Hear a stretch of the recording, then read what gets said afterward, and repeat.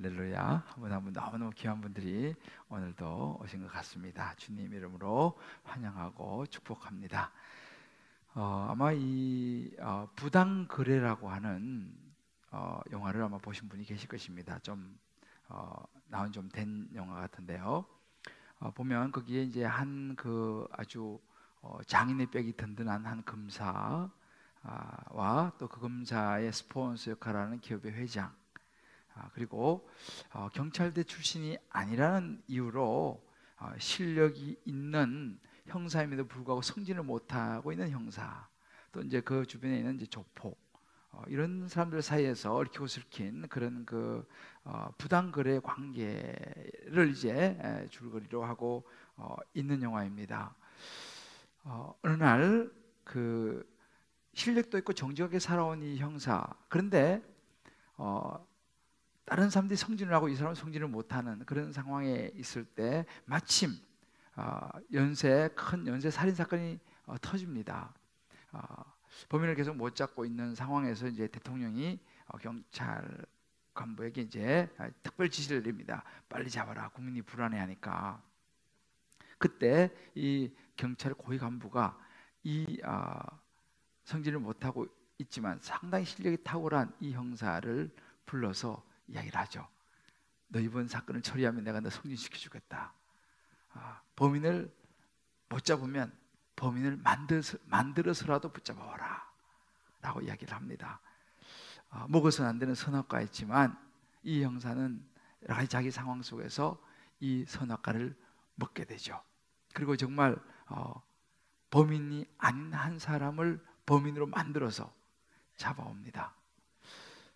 그러나 이 세상에 비밀은 없죠. 이 사실을 알게 된 조폭과 또 그 주변에 있는 사람들이 이제 이 형사를 계속적으로 이제 몰아갑니다. 자기 약점을 잡힌 이 형사는 죄에 끌려다니다가 그때라도 솔직하게 이야기를 했으면 괜찮을 텐데 그 죄를 덮기 위해서 더 큰 죄를 짓게 됩니다. 결국은 그 과정을 통해서 나중에 이 형사가 파멸에 이르는 그런 그 인생을 그린 그런 영화인데요. 그 영화를 많이 보면서 이것이 바로 우리가 지금 보고 있는 창세기 뱀, 이 사단이 노린 선악과의 결과이구나라는 생각을 해보았습니다. 아담과 하와는 선악과를 따먹고 하나님처럼 되고 싶었죠. 뱀이 또 그렇게 속삭였습니다. You will be like God. 너 이거 먹으면 하나님처럼 될 거야. 그렇게 어찌 보면 이 뱀과 이 하와 사이에서 일종의 이제 부당 거래가 이제 생긴 것이죠. 그 결과는 어땠습니까? 하나님처럼 되어서 뭔가 더 멋진 인생을 살아갈 거라고 생각했던 하와였고 아담이었지만 그 결과는요 전혀 달랐습니다. 죽을 때까지 고통을 당하다가 결국은 한 줌의 흙먼지로 돌아가는 죽음이 그들을 기다리고 있었습니다. 이것은 그들이 원하는 것하고 정반대의 지금 모습이었던 것이죠. 여러분, 이것이 죄의 유혹의 결과입니다. 그리고 그 이후의 모습이죠. 여러분, 창세기는 우리에게 중요한 원리를 가르쳐주고 있습니다. 인생의 시작이 여기서 시작됩니다. 죄를 지어서 타락한 인간은 어떤 모습인가? 여러분, 창세기는 우리에게 보여줍니다. 선악과를 따먹은 아담과 하와가 10절에 보면 두려워하여서 숨는 장면이 나옵니다. 이것이 죄에 넘어간, 유혹에 넘어간 타락한 인간의 모습이죠. 하나님은 그들을 찾아오셔서 어떻게 해서 선악과를 먹게 됐냐고 묻습니다. 그때 아담이 이야기하죠. 하나님께서 주셔서 저와 함께 있게 한 이 여자가, 제 부인이 그 열매를 나한테 줘서 제가 먹었습니다. 부인 탓을 합니다. 이번에는 여자에게 묻습니다. 너가 어떻게 해서 이렇게 했느냐? 여자가 말합니다. 뱀이 나를 깨물어 제가 먹었습니다. 뱀 탓을 합니다.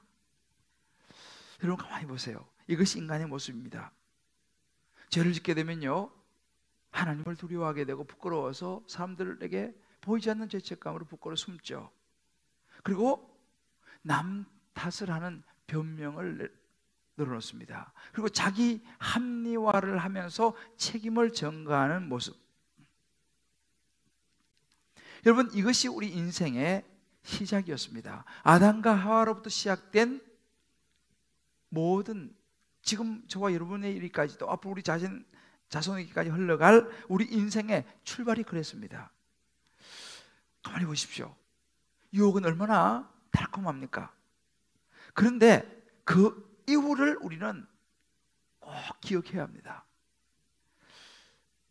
유혹, 달콤한 그 이유의 결과에 대해서, 이 죄의 결과에 대해서 우리가 잘 깨닫고 이해하게 될 때에, 이 원리를 알게 될 때에 우리가 이 세상을 살아가면서 세상을 보는 눈이 생기는 거예요. 사람들을 보는 눈이 생기는 것입니다. 우리 앞에 다가오는 선악과 이 죄 앞에서 우리가 어떻게 행동해야 될지 분별이 된다는 것이죠. 그래서 오늘 이 중요한 인생의 원리, 이 유혹, 그 이후에 이 죄에 대한 이 결과에 대해서 저와 여러분이 한번 생각해 보면서 성령께서 저와 여러분 한 분 한 분을 눈을 열어서 정말 이 세상을, 사람을, 자연 만물을 볼 수 있는, 그리고 이 유혹과 죄를 분별할 수 있는 영안을 열어주시기를, 그래서 정말 이 세상 속에서 지혜롭게 죄를 넘었으며 하나님 나라에 이룰 수 있는 은혜가 임하기를 주님의 이름으로 축복합니다. 자, 그러면 이 유혹당함의 결과, 다른 말로 죄죠. 죄의 결과는 어떻게 나타납니까? 우리 인생의 다양한 고난으로 우리에게 왔습니다. 그 첫 번째 모습이 뭐냐면 사탄과의 끊임없는 싸움이 시작되었습니다. 이것은 우리 안에 영과 육의 생각 속에서 끊임없이 일어나고 있습니다.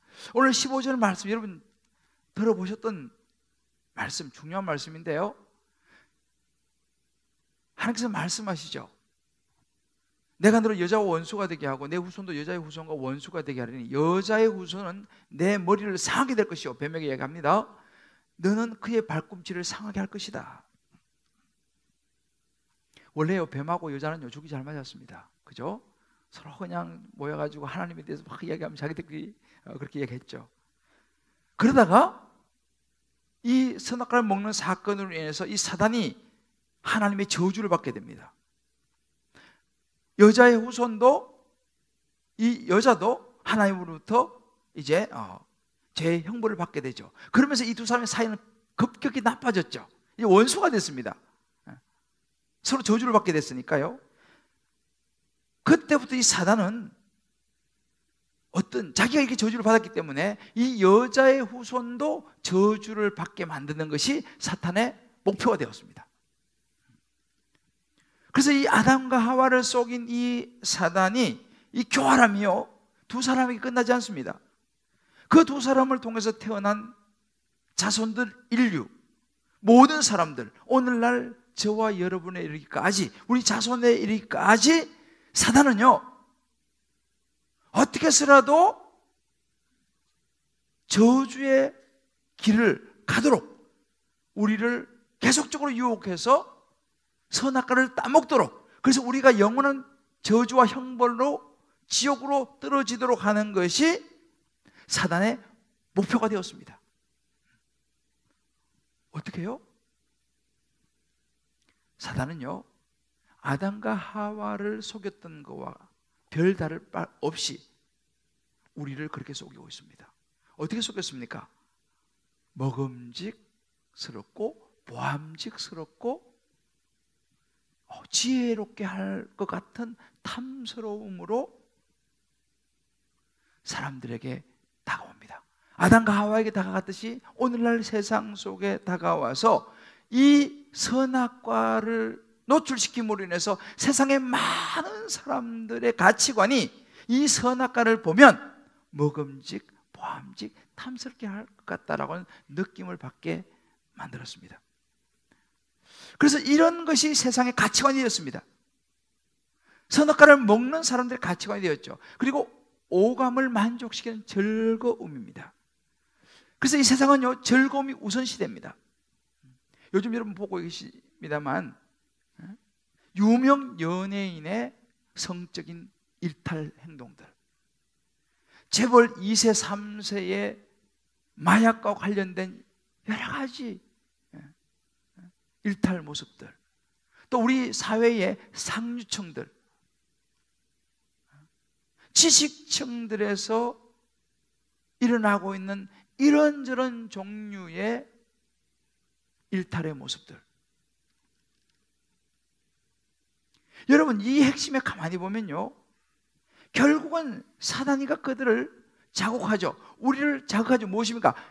사단은요, 너가 주인공이야, 너 중심으로 살아, 너만 잘 되면 되지 라고 부추기는 것입니다. 즐거움을 부추기는 것입니다. 이렇게 하면 정말 더 즐거울 수 있어, 부추기는 것이죠. 또 그렇게 살아야지만이 똑똑하다는 소리를 들을 수 있습니다. 그래서 세상에 말하는 이런 거죠. 소위 말하면 돈, 명예, 여자, 권력, 성공, 이런 것들을 추구하게 만듭니다. 그것만 있으면 너가 행복해질 수 있어. 그래서 사회에서도 이런 것들을 가지고 남들보다 높은 위치에 올라가려고, 그래서 그 위에 좀 군림해보고, 그러면서 사람들의 인정을 받으면서 좀 안정적인 생활을 하고 싶다. 그런 자리에 올라오면 내가 안정적인 생활을 할 수 있겠지라고 사단은 속삭이고, 세상의 가치관은 그것이 최고의 지혜라고 생각하며 따라갑니다. 이것이 바로 사단이 우리에게 내놓는 선악과죠. 바울은 이것을 육의 생각이라고 표현을 합니다. 그래서 여러분 잘 아시는 로마서 8장 5절 6절에 보면 이런 구절이 있죠. 육신을 따르는 자, 영을 따르는 자, 이렇게 구분합니다. 육신을 따르는 자는 육신의 일을, 이 세상의 가치관을 가진 사람들은 세상이 좋다고 말하는 그런 육신의 일을, 영을 따르는 자, 하나님의 가치관, 말씀의 가치관을 가진 사람은 영의 일을 생각을 한다는 거예요. 우리 마음속에 생각을 합니다. 그러나 결과는 다릅니다. 세상의 가치관을 쫓아간 육신의 생각은 나중에는, 지금은 달콤할지 모르지만 나중에는 사망이라는 거예요. 그러나 영의 생각, 하나님 중심의, 말씀 중심의 가치관을 가지고 살아가는 것은 지금은 힘들고 어려울지 모르지만 결국은 생명과 평안으로 인도한다 라고 사도 바울이 아주 정확하게 딱 정리를 해놓은 걸 보게 됩니다. 여러분, 이것이 우리가 살아가는 삶의 현실입니다. 저와 여러분이 지금 살아가는 세상의 현실입니다. 이 사단과의 싸움은요, 그때로 끝난 게 아닙니다. 지금 현재 진행형이에요. 그리고 앞으로도 우리 자손들에게도 계속 이것은 진행될 것입니다. 그러니까 이 사단과의 싸움은요, 우리가 피할 수 없습니다. 사단과 싸우면서 우리가 당하는 고통, 싸움, 이 고난은 우리가 피할 수 없어요. 우리가 겪어야 됩니다. 이걸 우리가 알아야 됩니다. 그래서 마태복음 24장 24절에 예수님이 이런 말씀하십니다. 거짓 그리스도들과 거짓 선지자들이 일어나 큰 표적과 기사를 보여 할 수만 있으면 택하신 자들도 미혹하리라. 할 수만 있으면 어떻게 쓰든지 우리를 미혹해서 선악과를 먹게 유혹을 할 것이다라고 말씀하시죠. 실제로 이런 사단의 유혹을 받아서 인류는 끊임없이 흔들리고 때로는 선악과를 먹기도 하면서 아브라함, 이삭, 야곱, 요셉을 비롯해 수많은 인류, 오늘날 저와 여러분까지.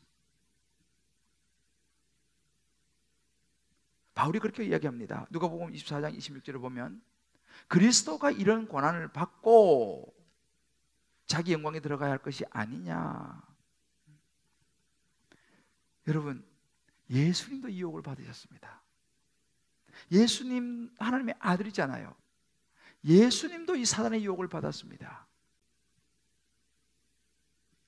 이 유혹을 물리치기 위해서 싸워야 했고, 예수님은 고난을 당해야 했습니다. 십자가를 지셔야 했습니다. 사단의 공격이었고, 예수님은 십자가라고 하는 이 공격을 받으셔야 했습니다. 여러분, 우리가 이걸 알아야 됩니다. 예수님도 공격한 이 사단이 저와 여러분을 가만 놔둘 것 같습니까? 이 싸움은 지금도, 지금 이 순간도, 앞으로도 우리 자손에게도 계속 될 것이다 라고 하는 사실이에요. 이걸 여러분 우리가 알아야 합니다. 이걸 알고 있어야 되는 겁니다. 창세기 4장 7절 이렇게 말합니다. 얼마나 이 사단이 강교하냐면요, 내가 선을 행하면 어찌 낯을 들지 못하겠느냐. 이제 우리 다음번에 말씀 보게 될 텐데, 선을 행하지 아니하면 죄가 문에 엎드려 있느니라. 죄가요, 문 앞에 엎드려 있는 거예요. 왜요? 죄가 너를 원하나. 죄가 우리를 원합니다. 사단이 우리를 원합니다. 사단이 목사인 저를 원합니다. 사단이 교회 다니고 신앙생활하는 여러분들을 원합니다. 왜 원합니까? 무너뜨리려고, 선악과를 먹게 만들어서 결국은 저주의 길을 가도록 원합니다. 이게 우리 현실이에요. 우리 정신을 바짝 차려야 합니다. 자, 우리 옆에 분이 이렇게 한번 얘기해 줍시다. 제가 우리를 원하고 있대요. 여러분, 이거 현실입니다. 제가 지금 우리를 원하고 있습니다. 김대중 목사를 원하고 있다니까요. 근데 이렇게 말씀하십니다. 그렇지만 너는 죄를 다스릴지니라 그랬습니다. 너 이 죄를 다스려야 된다. 넘어가면 안 되고 다스려야 된다. 이 죄를 분별해서, 아이고 이거 죄구나, 이거 선악과구나 분별하면서 그걸 먹지 말아야 한다는 거죠. 다스려야 한다는 사실이죠. 여러분, 이것이 우리의 현실이에요. 우리 삶입니다. 성경은 근데 분명히 말합니다. 우리가 알아야 할 것이, 사단은요 이렇게 교묘하게 우리에게 유혹하고 선악과를 내밀지만, 사단은 우리를 강제로 어떻게 할 수 없습니다. 사단은 결국 우리를 이길 수 없습니다. 왜? 우리가 넘어가지 않으면. 왜요?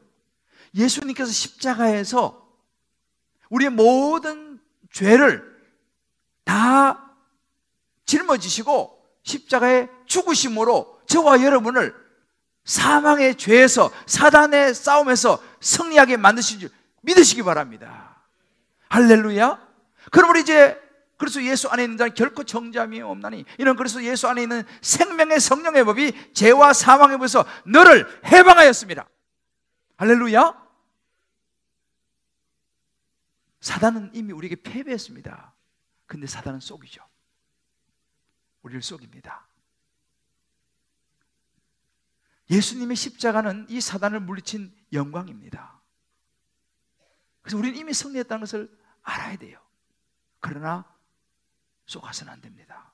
로마서 16장 20절 이런 말씀이 있습니다. 평강의 하나님께서 속히 사단을 너희 발 아래서 상하게 하시리라. 우리 주 예수 그리스도의 은혜가 너희와 너희에게 있을지어다. 할렐루야. 여러분, 이걸 기억합시다. 우리의 삶은 끊임없는 육의 생각과 영의 생각이 싸우고 있다는 걸 알아야 합니다. 지금도 여러분 안에, 제 안에 나를 유혹하는 선악과가 어떤 것이 있는지, 지금도 내 눈을, 내 마음을 자꾸만 끌어당겨서 세상의 가치관 쪽으로 나를 끌어가려고 만드는, 그래서 나를 무너뜨리려고 하는 사단의 선악과는 무엇인지를 여러분 잘 우리 삶 속에서 내 마음과 내 주변에 분별할 수 있는 저와 여러분 되시기를 주의 이름으로 축복합니다. 두 번째로, 이 유혹당함, 이 죄의 결과는 가정에서의 힘듦으로 다가옵니다. 이 가정이라는 것은 관계로 구성되어 있습니다. 부부, 부모, 자녀, 이 관계인데요, 이 관계 안에서의 고통이 온다는 사실이죠. 여러분, 이 부분은요, 우리 가정, 특별히 이 관계 안에서 이 고통은 죄로 인해서 온 아주 실제적인 삶의 부분입니다. 이 가정이라고 하는 관계 속에서 오늘 16절 말씀에 이런 구절이 있습니다. 하나님께서 여자에게 말씀하십니다. 내가 내게 임신하는 고통을 크게 더하리니 내가 수고하고 자식을 낳을 것이며. 그럴 끝이 아닙니다. 여자, 너는 남편을 원하고 남편은 너를 다스릴 것이니라. 여러분, 이 구절 안에는요, 우리 가정에서 생겨나는 모든 일들, 힘든 것들, 갈등, 고통, 모든 이유가 이 구절 속에 다 들어있습니다. 여러분, 여자들은요, 언제 가장 큰 좌절을 겪는지 아세요? 여러 경우가 있지만 가정에서의 인간관계를 통해서 여자들은 많은 좌절을 경험합니다. 힘들고 고통스러워. 그걸 가끔 그런 얘기하죠. 내가 처녀 때가 좋았다. 어떤 관계입니까? 일단은 결혼하고 나면 자기 혼자가 아닙니다. 남편과의 관계가 형성이 되죠. 그리고 자녀와의 관계가 형성이 됩니다. 거기에서 많은 고통을 당해요, 여자들이요.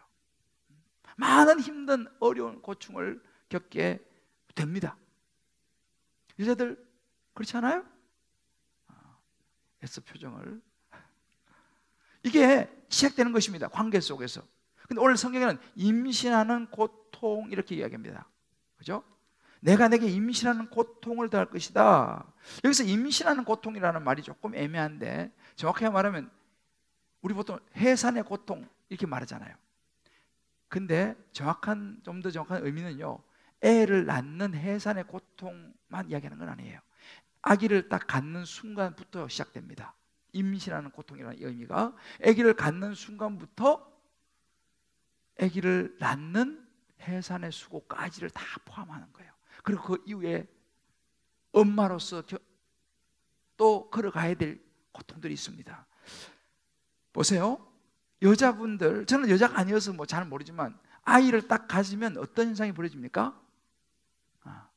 입덧을 하죠. 물론 사람에 따라서 조금씩 다 차이가 있다고 그러는데 입덧을 시작합니다. 이 입덧이 심하게 하시는 분은요, 아예 꼼짝을 못하고 그냥 누워 계신 분들도 있어요. 그래서 입덧하면 어떻게 되냐고 이렇게 물어보니까 여러 가지 그 중에 하나가 체한 느낌 이런 게 있다고 그래요. 우리 남자들은 잘 몰라요. 근데 여러분 10달 동안 체한 느낌으로 살아간다고 생각했어요, 우리 남자들. 이거 보통 일이 아닌 거예요. 그러니까 10달 동안 물론 아기를 가진 행복도 있죠. 그런데 그것만 있는 게 아니에요. 이 아이를 10달 동안 태중에 잉태하고 있으면서 여러 가지 힘든 부분이 있다는 거예요. 이것이 임신하는 고통이에요. 그러다가 이제 아이를 낳을 때 보통 일이 아니잖아요. 한국은 조금 문화가 다른데 저는 이제 우리 아이들이 영국에서 둘 다 태어났기 때문에 거기는요, 아기가 태어날 때 되면은 그 미드와이프, 우리 간호원은 손도 하나 까딱 안 합니다. 누가 하냐? 남편이 해야 돼. 남편이 애를 받습니다. 옆에서 말만 해요. 푸시 말만 해. 남자가 다 받아야 돼요. 그래서 제가 애 2명 받고 내가 썰어졌다는 거 아니에요. 보통 일이 아닙니다. 우리 한국 남자들은 아마 잘 모를지 몰라요. 그런데 그 낳는 부인들은 얼마나 힘든지 몰라요. 우리 남자들 잘합시다. 아무튼 근데 그 해산의 고통 그걸로 끝나는 게 아니에요. 여러분 사실 이런 것이 왜 있어야 합니까? 또 여자들은 엊그제 기사를 보니까 수십 년 동안 한 달에 한 번씩 손님이 찾아오면 너무 힘들대요. 여자분들, 우리 남자들은 잘 몰라. 이런 것이 왔습니다. 왜 이런 임신하는 고통이 옵니까? 인간이 아담과 하와가 타락하지 않았다면, 죄를 짓지 않았다면, 그래도 물론 아이를 낳는 과정은 있지만 이렇게 고통스러운 과정은 아니었을 거라는 사실이죠. 그럼 아이를 낳으면 끝이냐? 아니죠. 이제 그때부터 물론 태어났을 때는 너무 반갑고 예쁘지만 키워야 하잖아요. 양육해야 되잖아요. 또 학교 보내야 되지 않습니까? 사람 만들어야 되잖아요. 이것이 고스란히 대부분 물론 남자들도 같이 합니다만 여자들의 몫이라는 거예요. 이게 모성의 고통이다 이렇게 표현하기도 합니다. 하와 할머니 때문에. 이게 죄의 결과인 거예요. 그런데 여러분, 이게 다가 아니에요, 여자분들. 여자는요, 너는 남편을 원하고 남편은 너를 다스릴지니라. 이 관계가 또 생긴 것입니다. 여러분, 원래는요, 남자와 여자를 평등한 관계로 하나님 만드셨습니다. 왜 옆에 있는 갈비뼈냐? 여러 가지 견해가 있지만 학자는 그렇게 말합니다. 평등하게 옆구리. 그래서 하나님은요, 남자와 여자를 평등하게 창조하셨습니다. 그런데 이 선악과를 먹음으로, 죄를 지음으로 이 평등한 관계가 깨어진 거예요. 여자가 남자의 다스림을 받는 존재가 되어버렸다는 사실이죠. 그래서 여자에게 주어진 고통이 뭐냐면요, 너는 남편을 원해야 된다. 여러분, 이 남편을 원한다는 의미가 남편을 너는 따라다니고 사모하고 여자 남자를 좋아하고 그런 의미로 해석하신 분도 있는데 그런 것도 포함되겠지만, 사실 더 정확히 말하면 너는 남편을 원하고 할 때 이 원하고는요, 영어로는요 your desire 이렇게 말합니다.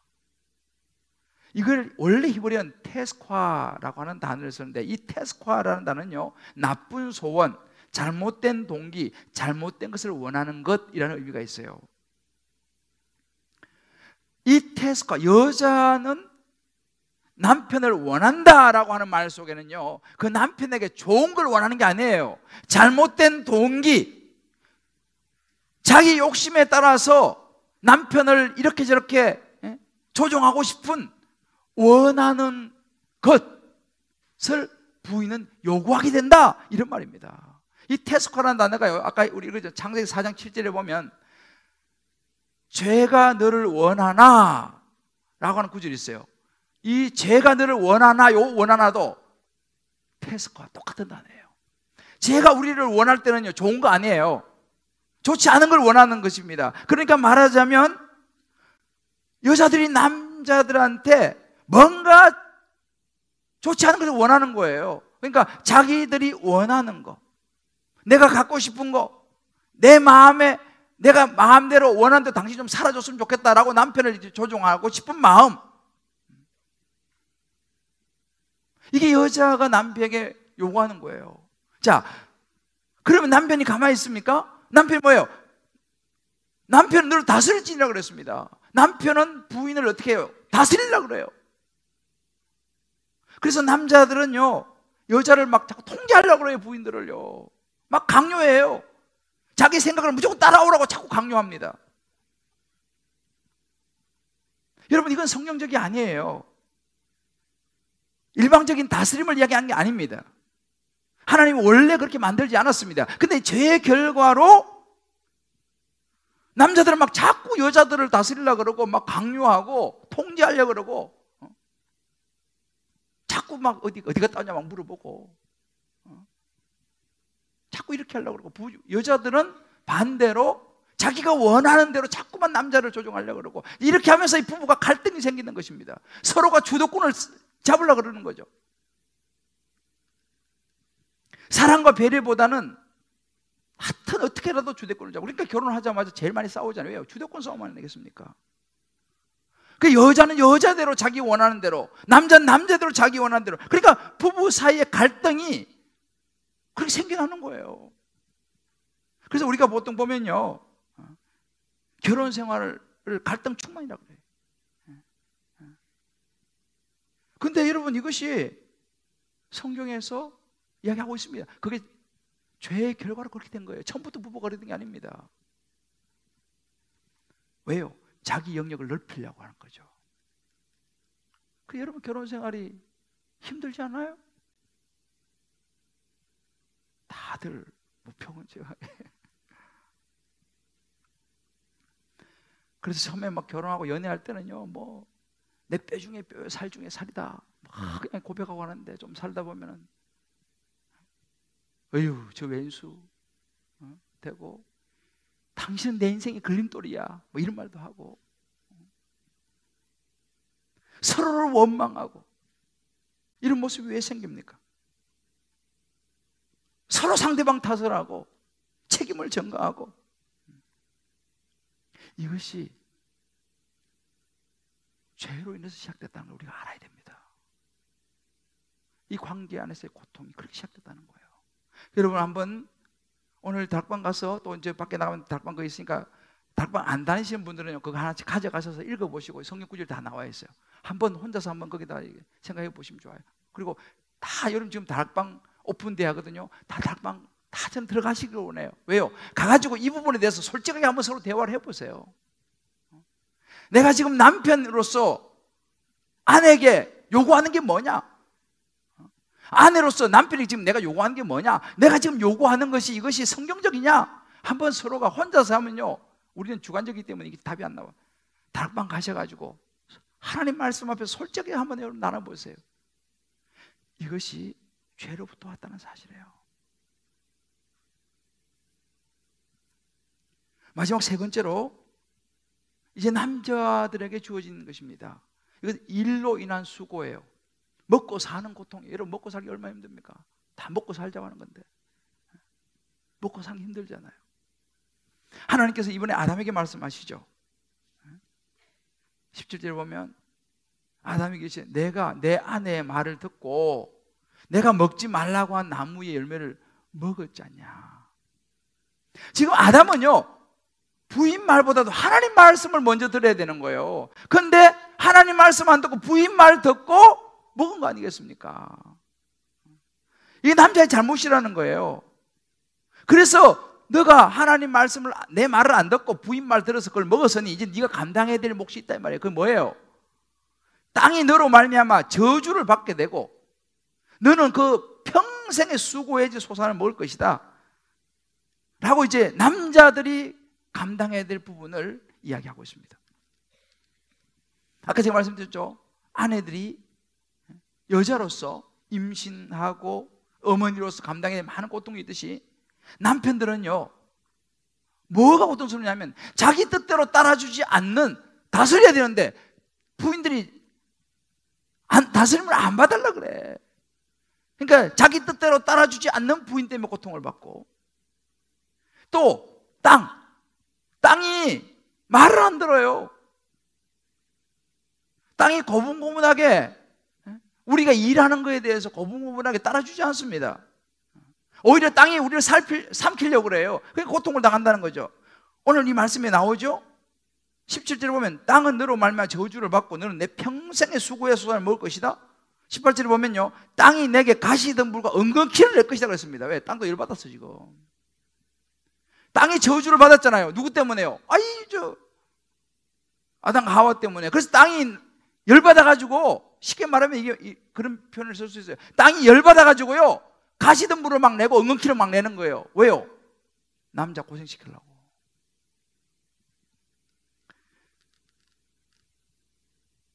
(19절에) 보면 이렇게 말합니다. 그렇게 하고 난 다음에 어떻게 했냐? 네가 흙으로 돌아갈 때까지 얼굴에 땀을 흘려야지 먹고 살 수 있다. 남자들은요, 흙으로 돌아갈 때까지, 죽을 때까지 얼굴에 땀을 흘려야지 먹고 산다. 이게 남자들이 가야 할 길이에요. 그럼 19절 이렇게 말합니다. 너는 흙이니 흙으로 돌아갈 것이라. 뭡니까? 죽음이죠.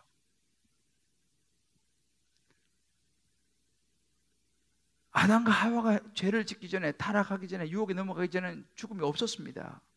그러나 마침내 죽음이 찾아온 것이죠. 그래서 우리가 죽음을 맞이하면서 슬프고 아프잖아요. 그래서 인간의 결론은 죽음이 되고 버리고 말았습니다. 죄의 결과였습니다. 그래서 원래 일이라는 것은요, 우리 남자들이 열심히 일하잖아요. 물론 요즘 이제 여성분들도 많이 일하지만 일 자체는요, 요즘은 일이 죽겠다, 너무 힘들다, 열받는다, 뭐 등등 많이 있지만 원래는 일 자체는요 힘든 게 아니었어요. 원래 일은 신성한 거였습니다. 여러분 보세요. 창세기 때 하나님이 6일 동안 일하셨잖아요. 창조에 일을 하셨죠. 그죠? 그리고 보기 좋았다고 그랬습니다. 7일째 다 마치고 쉬셨지 않습니까? 원래 일이라는 것은요 이렇게 좋은 것이었어요. 거룩하고 신성한 것이었습니다. 그런데 죄를 지음으로, 유혹에 넘어가서 죄를 지음으로부터 일은요 너무너무 힘든 것이 되고 말았습니다. 남자들의 일생이 뭐예요? 죽을 때까지 일해야지. 왜? 가족들을 먹여 살려야 하지 않습니까? 음식 마련해서 자식들 먹여야 될 거 아니겠습니까? 생활이 쪼들리면 나가서 뭐라도 해야 되지 않습니까? 언제까지요? 남자들 언제까지라고요? 자, 이야기 죽을 때까지. 평생 동안. 여러분, 이것이 우리가 가야 할 길이라예요. 그러니까 아이고 언제 되면 뭐 이제 좀 편안하게 잘 먹고 잘 살자. 자, 옆에 얘기하세요. 포기하세요. 우리는 죽을 때까지 땀을 흘려야 한다니까요. 여러분, 평생 먹고 사는 문제가 이 죄로부터 왔습니다. 때로는 일을 한 만큼 소득이 안 주어지잖아요. 얼마나 힘듭니까? 일은 열심히 했으면 그만 대가가 와야 되는데 그렇게 대가가 안 올 때가 있잖아요. 여러 가지 여러분 삶의 무게 때문에 낙심하고 근심하는 분들 계실 거예요. 근데 아셔야 됩니다. 우리가 안고 가야 되는 문제예요. 자, 그러면 이제 우리가 어떻게 해야 될까 하는 거예요. 자, 이제 그러면 이런 우리의 가야 하는 길이 이런 길이라면 이제 우리는 어떻게 해야 되겠습니까? 이것이 인생이라는 것을 우리가 알아야 합니다. 그리고 이제 이 성경의 원리의 눈을 가지고 우리의 인생을 바라보고 세상을 바라보고 사람을 바라보아야 합니다. 왜 내 인생이 이렇게 안 풀리냐? 왜 내 인생이 이러냐? 가 아니라 이것이 인생인데 그러면 이 인생 속에서 하나님이 내게 말씀하시고자 하는 것이 무엇일까를 생각을 해야 합니다. 여러분, 요한복음 9장에 보면요, 날 때부터 소경된 사람이 나와요. 태어날 때부터 소경을 태어났어요. 사람들이 말하면 이건 누구 죄냐? 자신의 죄냐? 부모의 죄냐? 막 서로 감론을박합니다. 제자들이 와서 묻죠. 그때 예수님께서 말씀하세요. 이 사람 죄도 아니고 부모의 죄도 아니고 하나님이 이 일을 통해서 하나님이 하시고자 하신 일이 있다 라고 말씀하십니다.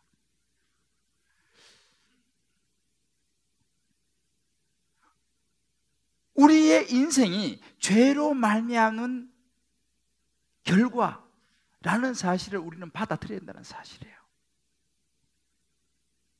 예수님도 이걸 받아들이셨습니다. 십자가에서 너무너무 고통스러우셨죠. 그러나 그것이 우리를 구원할 수 있는 유일한 길이었습니다. 십자가의 죽으심으로 우리를 구원하셨죠. 우리 사랑하는 성도 여러분, 잘 기억하셔야 돼요.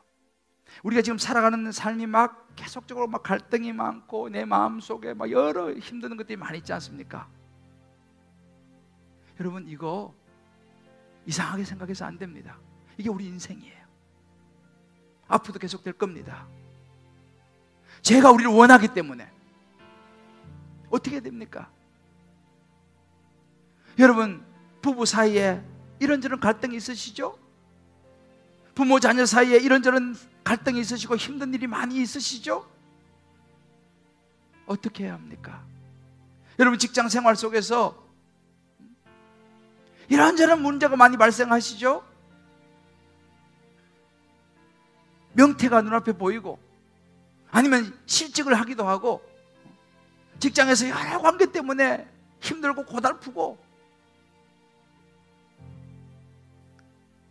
어떻게 해야 됩니까?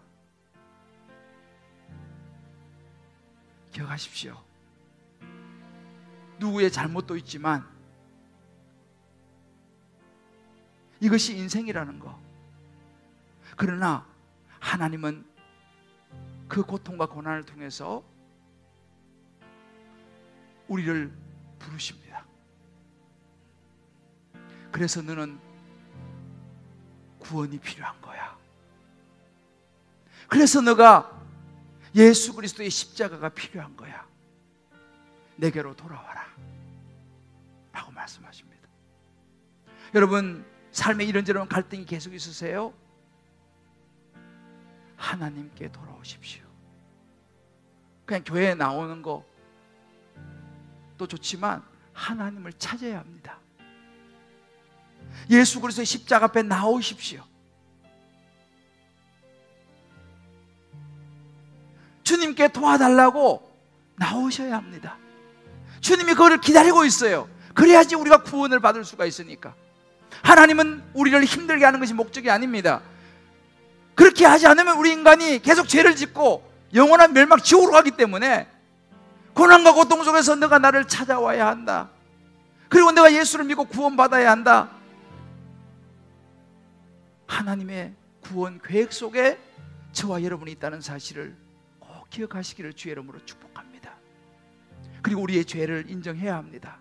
아담과 하와와 뱀이 그때라도 우리가 잘못했습니다라고 인정했으면 달라졌을 거예요. 그러나 그들은 그렇게 하지 않았습니다. 변명하고 책임 전가하고 피했습니다.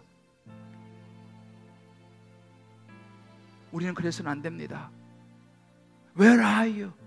너가 지금 어디 있느냐? 여러분, 우리 삶에 이런저런 고난과 고통이 온다면요, 먼저 확인해. 내가 지금 어디 있는지를 확인해야 됩니다. 행여 내가 지금 죄의 자리에 서 있지 않는지. 그리고 빨리 하나님께로 돌아가야 합니다. 예레미야 3장 40절 이런 구절이 있습니다. 우리가 스스로 우리의 행위들을 조사하고 여호와께 돌아가자. 호세아 6장 1절에는 이렇게 말합니다. 오라, 우리가 여호와께로 돌아가자. 여호와께서 우리를 찢으셨으나 도로 낫게 하실 것이요. 하나님 우리를 찢으셨습니다. 왜? 우리 죄 때문에. 그러나 도로 낫게 하실 것이고, 우리를 치셨습니다. 그러나 싸매어 주실 것입니다. 다양한 인생의 문제 앞에 여러분 포기해서는 안 됩니다. 주저앉아서는 안 됩니다. 하나님의 구원의 부르심이라는 것을 기억하시고 하나님 앞에 나아갈 수 있기를 주의 이름으로 축복합니다. 여러분이 잘 아시는 존 뉴턴 있죠? 아버지부터 노예 상인이었습니다. 허랑방탕하게 죄를 지으며 살다가 어느 날 배에서 풍랑을 만납니다. 죽을 지경에 되어서 그가 하나님을 찾죠. 그리고 회심합니다. 그리고 그의 삶을 평생 노예 해방과 복음 전파를 위해서 살았습니다.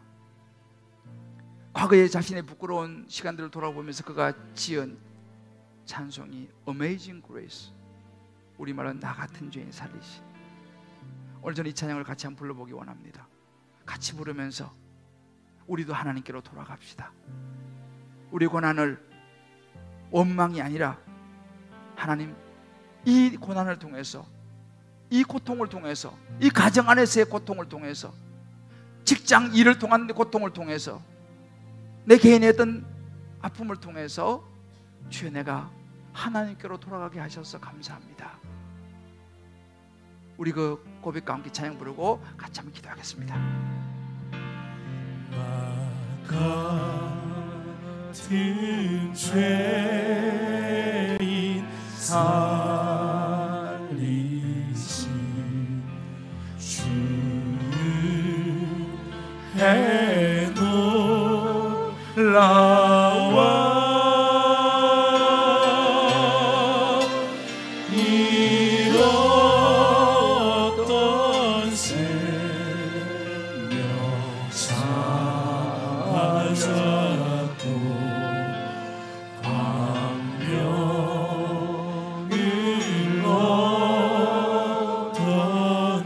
우리 자신의 모습을 돌아볼 수 있어야 합니다. 이 큰 죄악에서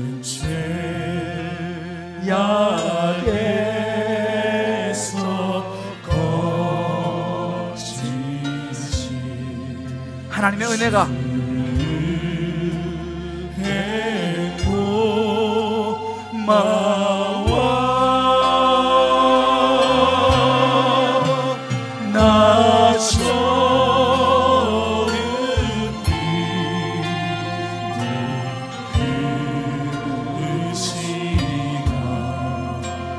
귀하고 귀하다.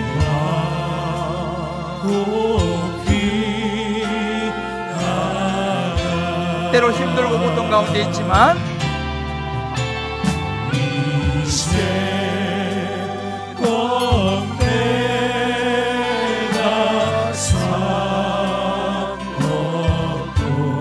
주님의 은혜라.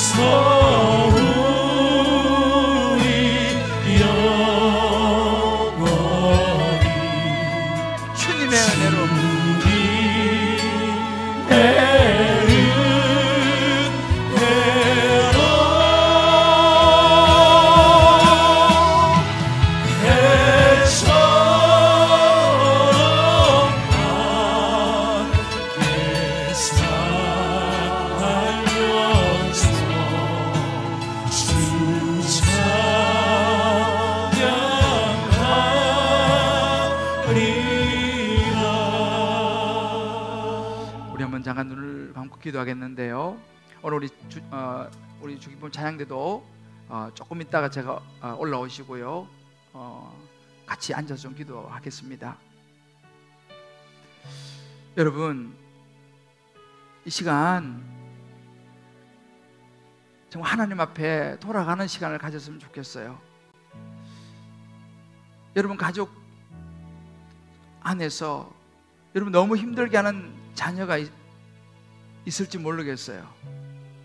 우리 감사해야 합니다. 왜냐하면 그 자녀가 아니면 우리가 하나님 앞에 나왔겠습니까? 우리가 구원을 받을 수 있겠습니까? 여러분 남편이 여러분 너무 힘들게 하는 남편 있으시죠?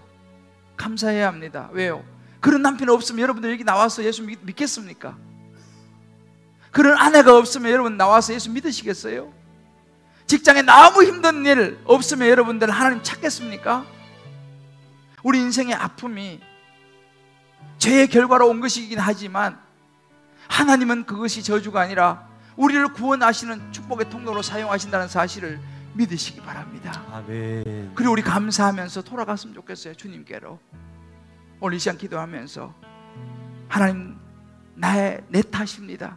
나의 부족이고 나를 구원하시고자 하시는 하나님의 섭님을 믿습니다. 우리 한번 고백하면서 우리 같이 한번 기도하겠습니다. 우리 인생에서 피할 수 없는 고난과 고통이 있다고 주님 말씀하셨습니다. 그것이 때로 나의 잘못이기도 하지만 아담과 하와로부터 시작된 죄의 뿌리가 우리 인생에게 가져다 준 결과인 것을, 그래서 우리가 그것마저도 우리 인생의 한 부분으로 받아들여야 됨을 깨닫습니다. 때로 육아로 너무 힘듭니다. 자녀들 때문에 너무 힘듭니다. 믿지 않는 남편, 정말 이런저런 일로 힘들게 하는 남편, 때로 아내, 때로는 부모, 때로는 우리 직장에서의 여러 일들이 너무 힘들 때가 많습니다. 그러나 하나님 아버지, 우리 포기하지 않게 도와주시고, 이것 또한 하나님이 우리를 부르시고 우리를 구원하시기 위한 하나님의 과정이고 통로라는 것을 깨달으면서 잘 참고 견디며 구원을 위한 영원한 생명의 길로 갈 수 있는 우리가 되게 하여 주시옵소서. 아멘. 어렵지만 감사함으로 받아들이게 하여 주옵소서. 아멘. 주님 앞에 나아가는 우리가 되기를 소원하며 예수님의 이름으로 기도합니다. 아멘. 아멘. 이 시간 제가 여러분들과 하고 싶은 것이 한 가지 있습니다. 우리가 이렇게 오늘 좀 깨달았죠. 그러나 우리는 이렇게 말씀을 듣고 깨달아서 이런 결단도 하고 하지만 우리 주변에는요, 이 사실을 알지 못하고 계속 갈등 속에서 힘든 그런 가정들, 직장의 동료들, 주변의 사람들이 많이 있어요. 이런 사람을 우리는 오이코스라고 부릅니다. 왜요? 하나님을 알지 못하기 때문에 하나님께 도움을 청할 수가 없는 사람들이에요. 그래서 저는 우리 교회는요, 따뜻한 동행을 합니다. 여러분, 주보 사이에 이 카드를 한번 찾아보세요. 오늘 주보 받으신 분들, 없는 분들은 주보 사이에 여기 보면 따뜻한 동행이라고 하는 카드가 한 장 들어있어요. 한번 이렇게 한번 흔들어 보시겠어요?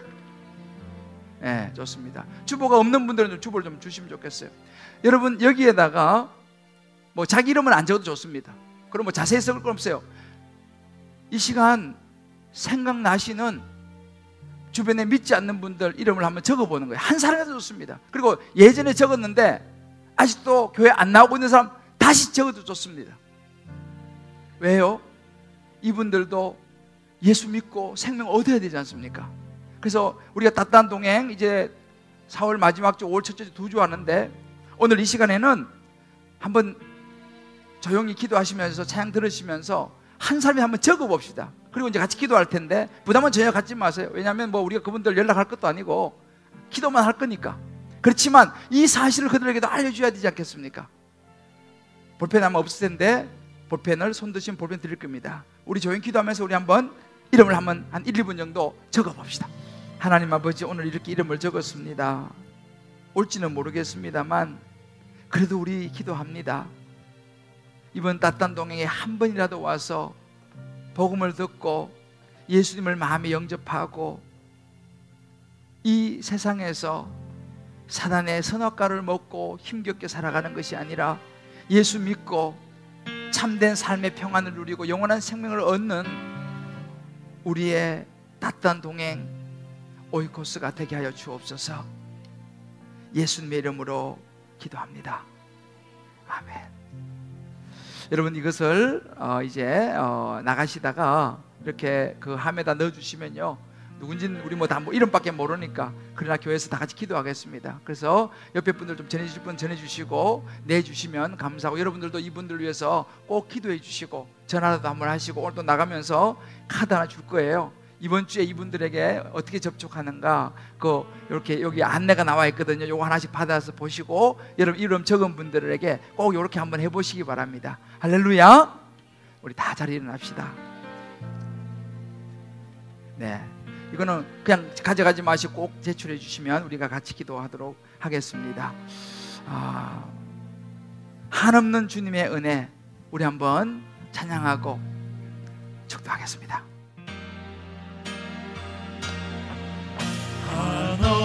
한없는 주님의 은혜, 온 세상 위에 넘칩니다. 가릴 수 없는 주여, 온 땅에 충만합니다. 온 땅 위에 충만합니다. 우리 한번 고백합시다. 우리 한번 오른손 들고